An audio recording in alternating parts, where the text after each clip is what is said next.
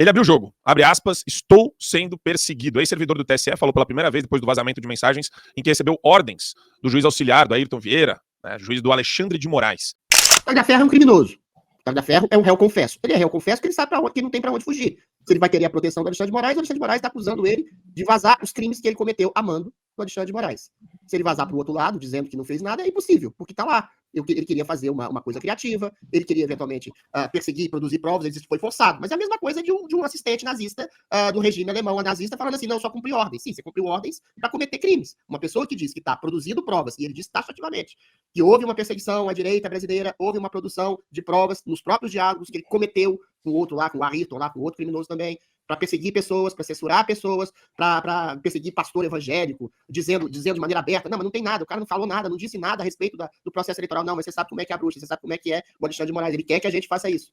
E agora o crime que está sendo investigado não é crime. Estão sendo investigadas as pessoas que vazaram essas informações. Essas pessoas que vazaram essas informações tinham que ganhar prêmio.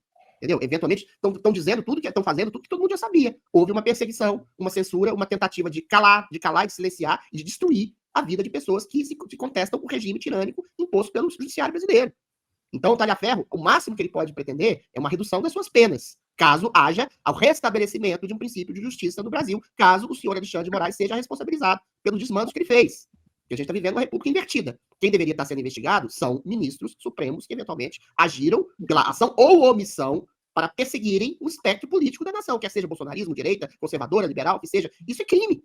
Está lá nos diálogos. Não havia provas praticamente contra a Revista Oeste, não havia provas contra um pastor evangélico, não havia provas contra o Constantino, contra o Figueiredo, e o cara falou, dá-se um jeito, seja criativo. Isso é produção de provas contra quem o regime queria destruir. E, em grande medida, destruiu.